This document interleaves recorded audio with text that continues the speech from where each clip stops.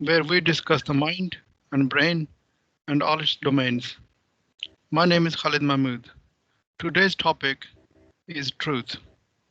Who controls the truth? My guest this week is a man who has traveled to more than 90 countries. He's a thinker, a writer, and a publicist, a man of many talents. His name is Thomas Pochari. He writes on World Affairs Monthly. Welcome, Tom.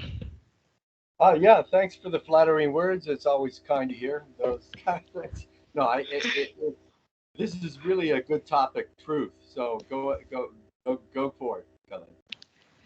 Okay, as we have seen in the media, especially the mainstream media, whenever there is a big event, the truth is always the probably the last thing we get to hear.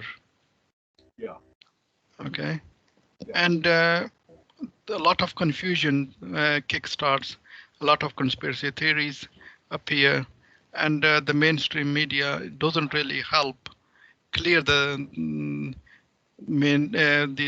conspiracy theories or any misunderstandings. It actually the social media is also helping it, but the problem is who is controlling the truth, who is controlling the narrative, who is managing this whole thing, because people seem to be confused, and there's always seem to be two camps which are equally against each other, totally opposite of each other. Yeah. Who is actually doing this whole thing, do you think? Well, can I just introduce this? I mean, I'm going to answer your question, but I'm going to tell a little story, and I think it will help answer the question. So, it's kind of fun story. So go back in history. I'm 1958, born 1958, and born in Denver, Colorado, and then went to Mountain View, California, which is not far from Apple Computer. Then we moved to Saratoga, California, which is quite close to Apple Computer. And so I went to high school in that area there, Saratoga High School. I'll never forget being a teenager and watching, like I said last time to you, watching Vietnam, watching Watergate, watching all this stuff on TV, and the information was flowing. Right, we were getting information, and I get to high school, and I'm talking to the teachers, and I'm listening to the garbage, but mostly garbage, and I began to immediately, but slowly, but still immediate realization that no one is really come to terms with the truth. Hardly anyone. And Mhm. it's just all a bunch of nonsense and garbage, and, in science and in business. I mean, it's just nonstop deception and deceit. So fast forward to today, I think you have this uh, huge enterprise called the United States of America, and there's really no evidence whatsoever that there's any truth. It's a 24/7 propaganda machine. And you ask who's in control? Well, I'm I'm going to read you something. It's quite amazing. This was scrolling down on my Twitter account here. Just I'm sorry, you're going to have to wait for me to do this. Um, okay, so Adolf Joseph Lanz, also known as Jorg Lanz. He's an Austrian. He called himself Lanz von Liebenfeld. He was born in 1974 and died in 1954. He was a Cistercian monk, but he was very, very much respected by the Germans and the Nazi Party. And he wrote this in Vienna. I'm going to read it to you 100 years ago. It's absolutely astounding. So you're asking the question who? He writes about Semites. Basically, he's talking about Semites here. Physically and psychologically closest to the Aryan, but is too weak for manual labor and of low intelligence, purely reproductive and not mentally productive. As a result, this is what he says here. They are a race of gawky lawyers, literati, and Talmudists, traders and merchants, orators, actors, and superactive revolutionaries and agitators. They are nervous and impatient, and for every people, a ferment of unrest. They are the audacious gamester, stockbrokers, speculators, born swindlers and fraudsters. Their only invention is the so-called democracy and socialism, a worldview that makes the robbery and rape of the blonde, heroic Aryan race into a political, economic, and ethical system. And yes, they can almost be called the race of slave and girl traders. Now, of course, these are Ashkenazi Jews he's talking about. They came to the United States starting about 1880, and they stopped, in 1920 or so, maybe a bit earlier, a couple of million, maybe up to 3 million. Now they run the United States. They totally control the United States. They completely control all media outlets, even the more obscure ones, left wing, right wing. They even dominate the blog sphere. And you go to social media. They own the social media. They control everything. So any information you're getting is from these people, and it is just a bunch of garbage. It's whatever they think. Okay, now let me give you an example of how this is really a real life recent example. All right, for example, uh, you've heard of peak oil theory, right? Everybody in the audience probably knows what peak oil theory is. All right. Yeah. Now, it's based on the thesis that a well will rise in production, then peak, and then decline. And that's exactly what the behavior proves to be. It's just Like the always bell curve. yeah, a bell curve, exactly. Thanks for saying this. Now, I found this on the net a couple of days ago. This is from the New York Times, of course, Ashkenazi Jew journalist Robert Kleinberg. You can look it up on the net, October 7th, 2019. The article is ridiculous, typical Ashkenazi, but this single paragraph states the reality succinctly. And now, by the way, the article is about uh, carbon capture. We got to decarbonize the economy, all this kind of garbage. They don't talk about CO2 anymore, carbon dioxide. It's all carbon. I don't know. They're crazy, unbelievably. Okay, so Ashkenazi are worried about, okay, fine. This is the article, the paragraph I want to read. The world consumes 100 million barrels of oil a day. I'm going to read it slowly so everybody Hmm. can get it. Because of resource depletion, each year the production from existing fields declines by about 6 million barrels a day. World oil consumption grows by about 1 million barrels a day. Uh, Therefore, on present trends, 7 million barrels a day of new production will be required every year. That article is in the New York Times. That paragraph is hidden in this garbage about global warming and carbon capture and all that crap. But there it is. And this is the most important statement you could probably make about the 21st century. Everybody ought to be figuring out what the hell to do about this problem because it's going to destroy your life for sure. This is going to mean the destruction of our way of life, meaning high consumption, high wealth, financial wealth, debt, everything. It's going to totally mean total destruction of the world. And yet you don't read about it ever once in the media. Not once.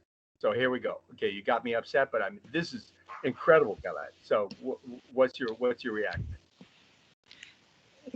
Basically, I think what you're trying to indicate is that this whole media game is not about information, but more about deception. Yes, 100% deception. That's all it is. There's no information. There's no. I mean, if there is information, it's like an accident, and they put it in there, and they forgot about it. They didn't realize. No, there's nothing in there. I mean, I'm 63 now. It really hasn't changed. Now, the Ashkenazi Jews started taking over in the mid 80s. My friend Pete McCloskey said it was earlier than that. All right, they had influence, earlier, and they destroyed his career in Congress. And but by the way, it was John Esposito at Georgetown University, who's an Islamic scholar. You can look him up, Esposito, in the Italian language, Esposito. And he told my wife and I'd written a monograph or academic paper about the Islamic world, and I had shared it with him and some other scholars in Washington. And so I was invited to his office to have a talk with him. And the first thing he says to me is, Tom, you got to realize the Jews totally control this town. You can't write something like this. You cannot work for the Arabs. This is what he said. All right, 1998, spring of 1998. This is what he said. And now he was working. He got money from the, I guess, Alawid, Prince Alawid, whatever, Saudi, whatever. You can look him up. He's a pretty distinguished guy. Probably works for the CIA or whatever. But he was a decent guy. And I replied and I said, John, I am writing what I see is the truth. I don't work for anybody. I don't pimp myself out to rich guys like you. I don't care about driving a new car. This is my perspective, my truth. And of course, it probably is the truth because I'm pretty, I'm joking, I'm pretty smart. But, this is what I think is the truth. And if you don't like it, well, that's your problem. And I walked out of his office. True story. No embellishment. How come the internet has not really changed the status quo? Yeah. I mean, still. Excellent question. Well, I think I can. Excellent question. It's kind of a challenging one, but here I'm going to try to answer it. When the little toddlers, 2 or 3 year olds, are in the house or in their daycare center, it's pretty obvious if you observe them that they are in a world of truth. There's no deception.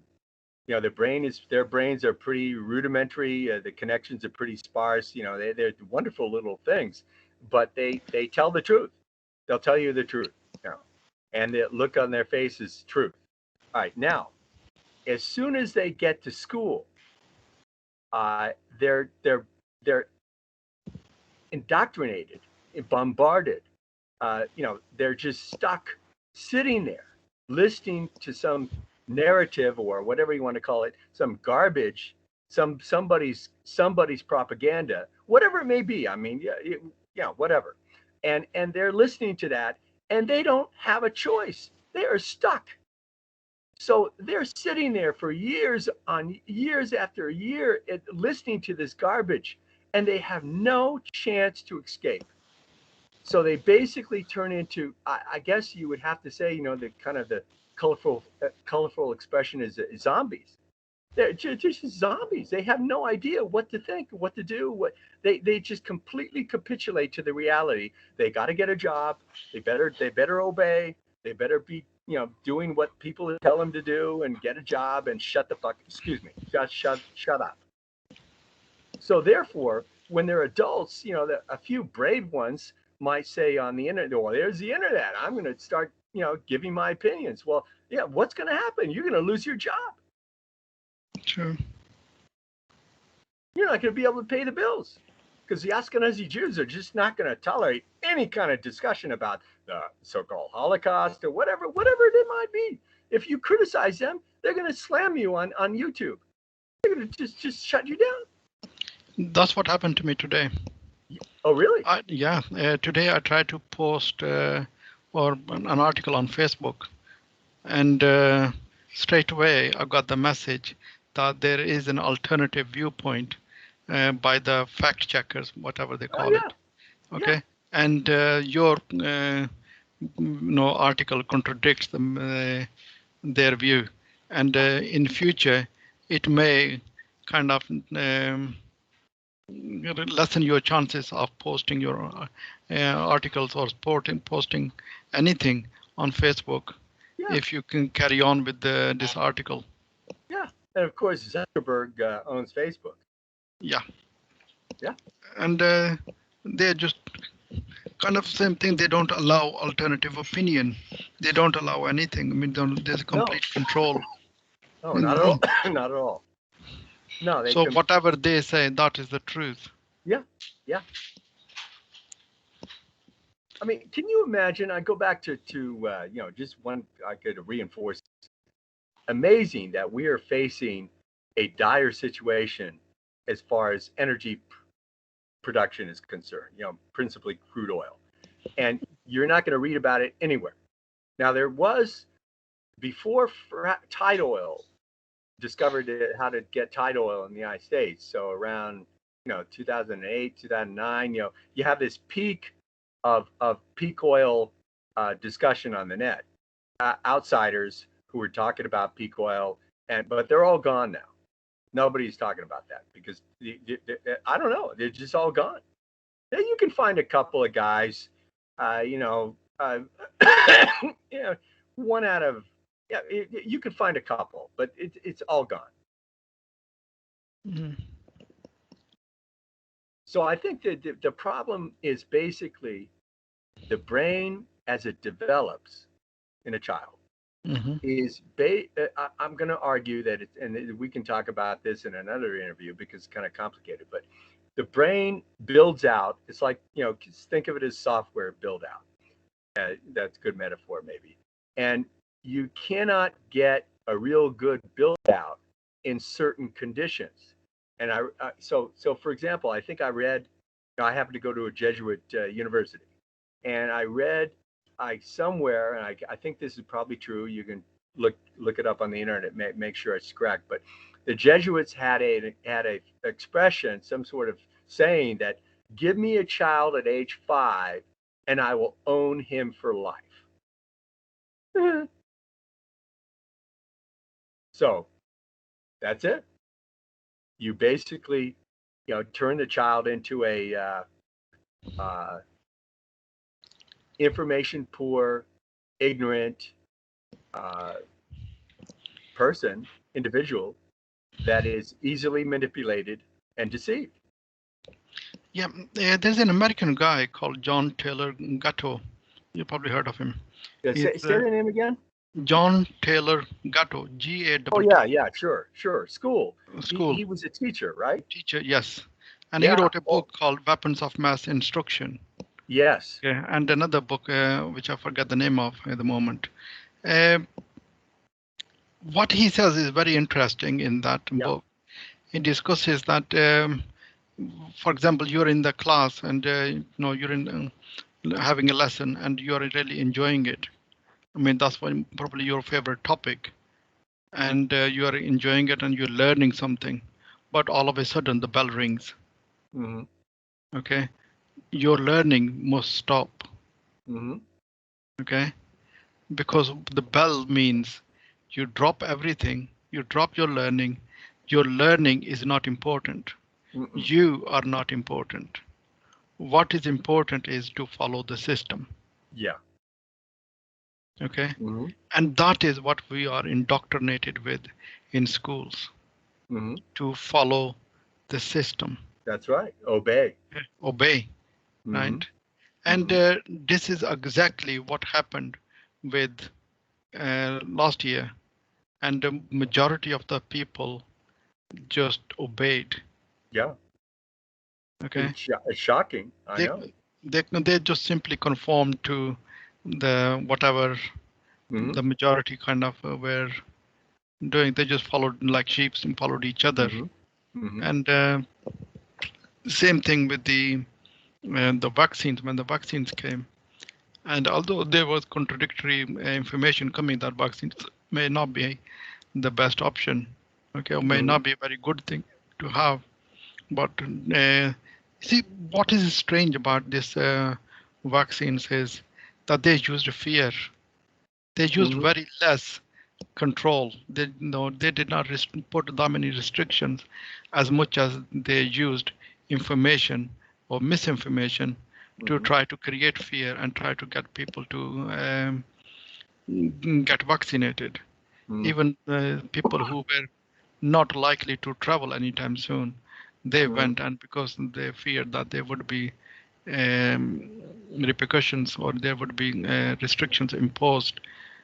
And that is what's going on is that, and I think it is all to do with indoctrination, not education. People go to school to be indoctrinated. People send their children to be indoctrinated.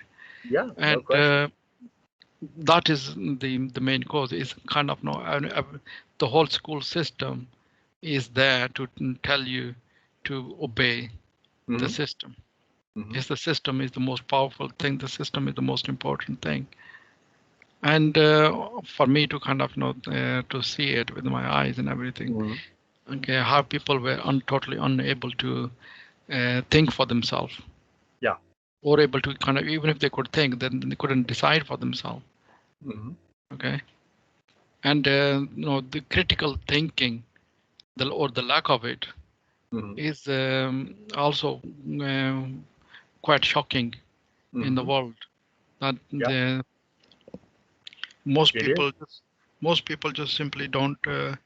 Um, First thing is, they don't even want to know the truth. They Mm-hmm. rather they rather just follow the system Mm-hmm. because that is an easy option for them. Well, you're going to be punished if you don't obey. Exactly. But there Well, is that is yeah. what is the whole media game, the whole the truth game, and Mm-hmm. everything is all about creating fear now. And Yeah. I'm kind of beginning to see so many people with anxiety, with stress, with depression, with everything. Yeah. Okay, those kind of the mental health of the people has gone through the roof, Yeah. and yet people don't get it. People don't understand what is it, what's causing it. Well, um, I could introduce this theory that I developed 30 years ago, and I might as well do it because you mentioned this guy Gatto. Hmm. So, so if you don't, and you and I talked about this a lot, say 10, 15 years ago, I tried to explain it to you, and I think you understood. That's why you've done Restoring the Mind, which is utterly brilliant. So, uh, the brain needs to build out, as I said, go back to this story about the brain. You're a toddler, you're sleeping 16, 17 hours a day, right? And as Hmm. you age and get older, you're going to sleep a little bit less. So, but even a teenager is going to sleep maybe 15 hours a day. It's a lot, can be a lot, if you're allowed to sleep that much. So I began to realize when I was a young man that maybe that sleep time, and we don't really know what sleep does. I came up with as to what sleep. So sleep is the downtime, so to speak, for building out the brain, the power of the brain, the cognitive uh, skills or aptitudes. Hmm. And then I said, well, there's a lot of of wake time, and what do mammals do? Juvenile mammals do. What do they do? And I was taking a course in developmental psychology for 1 year at Santa Clara University, and I remember asking Professor Eleanor Williamson, what's going on with these mammals, juvenile mammals. She had no answer. Again, just ignorant woman. I mean, she's very nice and PhD in developmental psychology and very nice woman, but she hadn't a clue. Okay. So then I said, well, Tom, if these mammals are playing, juvenile mammals are playing, what is the play for? Hmm. And everybody was telling me, oh, they just want to have a good time. They're little toddlers. They're having fun. They're rolling around. And I said, that's nonsense. So I began to realize that play is augmenting, okay, you call it the sleep function.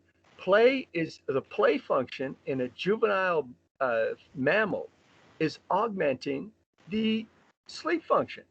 So you're awake, you're able to function, you're with your mother, and you can walk around, and you're not comatose, right? Which would be a drag for everybody if you were comatose 22 hours of 24 hours. So that you're actually doing what the brain does, kind of like not very much, of course, not as much as during sleep, but you're augmenting the sleep function. That's that was my theory. I came up with that about 30 years ago. And I Okay. slowly began to realize that what this basically means is that the brain does not want to be cognitive when it's developing. There is very little cognition. It's just kind of you can force it on the brain. You can get everything out of the brain if you want to, if you force it, but you're not going to get real. You can't reason with children. You probably know that. Very few people accept that you can reason with children. They're like Hmm. little animals. So then I said, well, Tom, if that's the case, school is destructive to the brain's development. So Interesting. there's the answer to why everybody's so screwed up and mentally screwed up and got mental health. All these everybody's so goddamn crazy and irrational. It's because their brains are just they're not fully developed. True. It's amazing. And so I played, like experimental psychologist with my children. And of course, they didn't go to school, not one day of instruction. Now, the authorities didn't go after me, probably because they're, pretty scared of me, but no one bothered me. They grew up not one day of school or instruction. They didn't set foot into school. The oldest one, Pochari Technologies.com, Christoph Pochari, I think you would agree that he's a rather impressive 21-year-old inventor, scientist, and engineer. Yeah, it's quite amazing, right? And then the younger one is 18, Sebastian. He's considered like an astoundingly high aptitude helicopter pilot. Mm-hmm. Yeah. And so if you come into our house and want to talk to us, you're going to be talking to these gentlemen and you're going to ask yourself, what the hell? Are they 45 years old? Not one day of school, because they were actually able to build out their brain the way it should be built out, and they're actually optimized. The system is optimized, and they're prospering. So there you have it. Very interesting.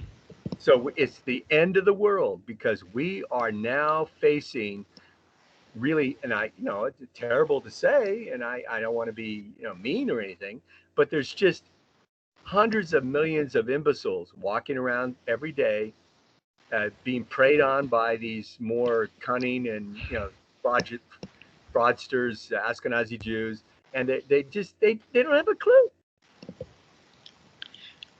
Okay, we're almost Is that coming right? to the yes, we are almost coming to the end of the interview. Yeah. Okay. My last question: do you see a way out of this bottleneck control on truth that the mainstream or these big companies that have on there? Yeah. Do you see a way out? No, because the system is so uh, uh, tightly run, and you're punished. Now, there is evidence that people are getting irritated, and there, there's some resistance, but it's pretty weak. So I'd say that more than likely, this world we have right now, where school, all these institutions, school included, they're just going to be destroyed by natural forces. And then, of course, we start a new world in about 25 years or whatever the time. Pick your time. So I'm of the opinion that the world's going to be destroyed, totally destroyed. The doomsayers are going to love me for saying this. But in 25 years, I'll be shocked, utterly horrified, shocked. Maybe I'm alive or not, I don't know. That we're still doing what we're doing right now. I think it'll be totally destroyed. No, you're more optimistic than those in the World Economic Forum. Yeah. Nobody will be going to school. Nobody will be going to banks. Nobody will be driving around their automobile, combustion engine. I mean, they'll be lucky if they can find insects to eat. Wow. Yeah. And maybe nuclear weapons might be the choice of some people around the world. They're going to say, well, let's get rid of it's a chaotic situation. Let's get rid of our enemies, and we can get a hold of nuclear weapons. And so, yeah. Okay. All right. Bye. My son Sebastian's saying goodbye. He's going to go fly a helicopter. So, yeah, you better go. It's the end of the interview. But that is my opinion. I don't know how long we have to wait for this, but things are getting pretty dicey. And it's just a matter of time. I mean, where are they going to find the oil production? They're not going to. True. And how are you going to stop the Taliban? How are you going to? You can't stop the Taliban. No, they are becoming more confident by the day. Yeah. So you just have hundreds. You can't stop the Chinese. These Ashkenazi Jews think they rule the World Economic Forum, they rule the world. Yeah, yeah. They right now they dominate, but it's pretty obvious that the Chinese, the Arabs, the Taliban, they're presenting a big challenge, and this challenge is for the Jews is going to be, in my opinion, is going to be pretty much impossible to overcome. Impossible. Where would you recommend people go in search of truth? God, where they go? Yeah, where would you, You the mean on the readers internet? on the internet, where would you recommend that the listeners of this interview, where would you recommend that they go for in search of truth? Well, that's a really tough question. I think you really have to ask my son Christoph. Now, I was 40 years old when the internet came, so now I have pretty much capitulated to the opinion that I can't find anything of value on the internet. But my son Christoph, he would disagree with that. He says he finds a lot of stuff. Problem is, and he does. Problem is, it takes a lot of time, and he's got a lot of skill, and so I think most people would find it pretty daunting to replicate what he's doing. But I think you can find it, whatever you can find the facts and information. But again, you have to be able to process that information and be able to analyze it, understand, evaluate it, and decide what is credible and what is not. Good luck with that. So that's the end function of the brain then. Yeah. Deception and the detection oh, of deception. Yeah. Yes. Absolutely. Yeah. Okay. Because there's a lot of information out there. Say, my final statement would be, let's say we're 100,000 years ago. You and I are in a tribe, small tribe, and we're trekking across to Western Europe in the Alps or something like that, or wherever in the world. And we get to this point where it's kind of we're on this important trek, and it's do or die, right? And suddenly there's some information on the trail where we can go to the left or we can go to the right, and we got to decide which way to go, right? So Sure. it's critical to understand what the hell you're doing. Otherwise, you're going to die. True. Okay, we'll leave it there. Yeah. And probably we'll do another interview. And we got your Great. time on different Okay. topic. Good to talk to you, Craig. Okay, bye. Wonderful guy. Okay. Bye-bye.